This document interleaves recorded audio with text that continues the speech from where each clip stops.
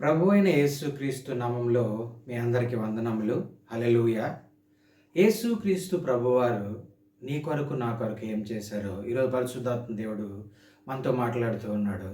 యేసుక్రీస్తు ప్రభువారు ఆయన పరలోకంలో ఉండి దేవుని స్వరూపం కలిగి ఉండి ఆయన దాసుని స్వరూపం ధరించుకొని విడవకూడని భాగ్యమును విడిచి నీ కొరకు నా కొరకు నిన్ను నన్ను ప్రేమించి ఈ భూమిపైకి ఆయన వచ్చాడు. హల్లెలూయా. అయితే ఆయన ఈ భూమిపైకి ఎందుకు వచ్చాడనంటే చూడండి, ఈ భూమిపైకి వచ్చి దేవుడు చెప్పిన మాట ప్రకారము ఆయన ఆయన పనిని కొనసాగించుకుంటూ ఆయన చెప్పిన నీతిని ఆయన రాజ్యమును కడుతూ ముందుకు వెళ్ళుటకు యేసుక్రీస్తు ప్రభువారు వచ్చారు. అయితే ఇక్కడ మనం జ్ఞాపకం చేసుకుంటే ఆయన యేసుక్రీస్తు ప్రభువారు ఈ లోకానికి ఎందుకు వచ్చారంటే పాపిని రక్షించుట కొరకు వచ్చాడు. హల్లెలూయా. పాపిని రక్షించుట కొరకు వచ్చాడు. పాపిని రక్షణ మార్గమును రుచి చూపించుటకు వచ్చాడు. పాపిని పాపము నుండి పరిశుద్ధమైన మార్గంలోనికి నడిపించుటకు వచ్చాడు. అదే విధముగా పాపి కొరకు ఆయన ఆయన ఉన్నతమైన స్థితిని వదులుకున్నాడు. హల్లెలూయా. అయితే మనం జ్ఞాపకం చేసుకోవాల్సింది ఏంటంటే యేసుక్రీస్తు ప్రభువారు నిన్ను నన్ను ఈరోజు రక్షించారు.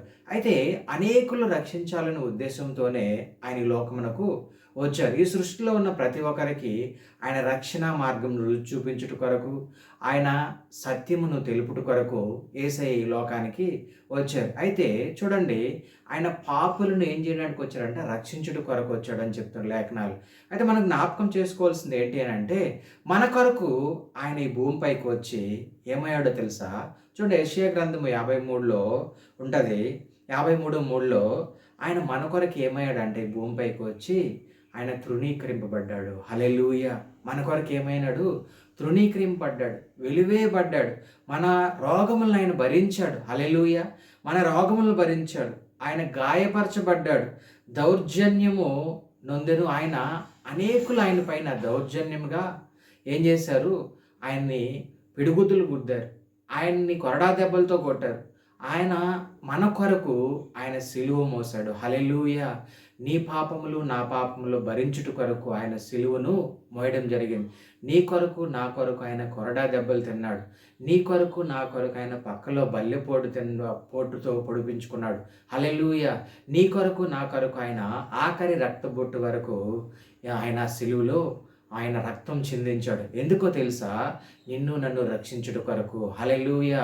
నువ్వు ఈ లోకంలో ఉన్నావని, ఈ లోకం నుంచి ప్రత్యేకపరచబడాలని, ఈ లోకంలో ఉన్న చీకటి నుంచి నీకు వెలుగునివ్వాలని, నువ్వు ఈ లోకంలో ఉన్న పాపం నుంచి నిన్ను పరిశుద్ధుడిగా చేయాలని చెప్పి ఆయన నీ కొరకు నా కొరకు సిలువలో ఆయన విమోచకుడయ్యాడు. హల్లెలూయా. అయితే ఆయన అన్యాయము తీర్పు నొందాడు. ఆయన మన కొరకు ఏనుందాడు? ఆయన అన్యాయంగా తీర్పు నొందాడు. హల్లెలూయా. ఈ ప్రజలే ఏం చేశారనంటే ఆయనకి తీర్పునిచ్చారు. ఆయన ఏం చేయాలన్నారు? సిలువేయమని చెప్పారు. ఎవరైతే చూడండి, సత్యమును మనం ఎవరికైనా చెప్తే మంచిగా బ్రతకండి అని మనం ఎవరికైనా చెప్పామనుకోండి, వాళ్ళకి అది చాలా పెద్ద తప్పులా కనిపిస్తూ ఉంటుంది. నజరేయుడైన యేసుక్రీస్తు ప్రభువారు కూడా సత్యమైన లేఖనాలు వాళ్ళకు బోధిస్తూ, అనేక మందిని రక్షిస్తూ, అనేక మందిని దేవుని మార్గంలో నడిపిస్తూ, అనేక ఆత్మలను దేవుని సన్నిధిలోకి నడిపిస్తూ, ముందుకు వెళ్తూ సువార్త ప్రకటిస్తూ, అనేక మందిని ఆ అనారోగ్యంగా ఉన్న వారిని బాగు చేసి, కళ్ళు లేని వారికి కళ్ళునిచ్చి, చోటు వారికి మాటలు వినే వినికిడినిచ్చి, మాట్లాడలేని వారికి మాటలాడే విధానాన్ని ఇచ్చి అన్నీ దేవుడు ఇచ్చినప్పుడు, అయితే అక్కడున్న జనాలు మాత్రము ఆయనకి ఏమి ఇచ్చారో తెలుసా? బహుమానము సిలువ వేయమని చెప్పారు. హల్లెలూయా. చూడండి, ఈరోజు నీ కొరకు నా కొరకు సిలువ వేయబడ్డాడు ఆయన. హల్లెలూయా. నీ కొరకు నా కొరకు ఆయన మరణించాడు. నీ కొరకు నా కొరకు ఆయన తిరిగి లేచాడు. హల్లెలూయా.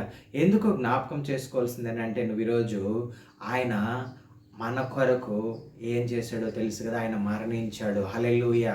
మన కొరకు అనేక కొరడా దెబ్బలు తిన్నాడు. మన కొరకు అనేక పరిస్థితులను ఈ భూమిపైన ఈ లోకంలో ఎన్నుకునే ఆయన భరించాడు. అయితే ఈరోజు నువ్వు నేను ఆయన మన కొరకు అన్ని చేశాడు గదా! ప్రాణం పెట్టాడు గదా! ఈరోజు మన కొరకు ఆయన పరిశుద్ధుడైన పరమాత్ముడు పరలోకంలో తండ్రి కుడిపార్శ్వమున కూర్చొనున్నాడు గదా!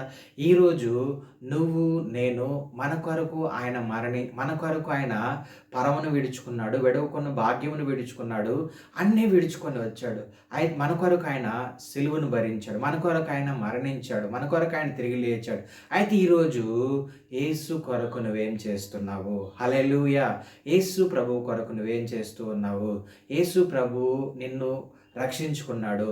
యేసు ప్రభువు నిన్ను ఆయన ప్రేమిస్తూ ఉన్నాడు. ఈరోజు ఆయన ఇచ్చిన ఈ రక్షణను నువ్వు కొనసాగించి నువ్వేం చేయాలనంటే ఆయన చేసినట్టుగా ప్రతి ఒక్కటి శ్రమను అనుభవించాలి, బాధను అనుభవించాలి. ప్రతి ఒక్క దాంట్లో నువ్వు సత్యంలో నిలబడాలి. హల్లెలూయా! సత్యంలో నిలబడి నువ్వు ముందుకు వెళ్తూ ఉంటే మన కొరకు చేసిన ఆయన త్యాగమునకు నువ్వు చేసే ఆ సత్యమైన సువార్త దేవునికి మహిమకరంగా ఉంటుంది. హల్లెలూయా!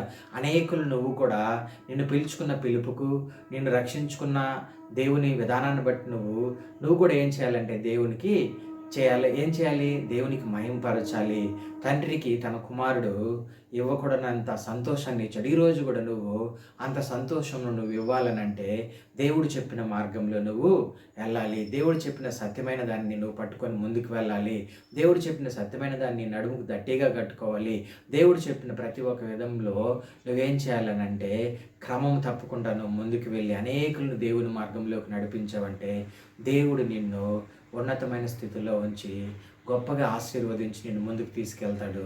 ఇట్టి మాటలు దేవుడు దీవించును గాక. ఆమేన్.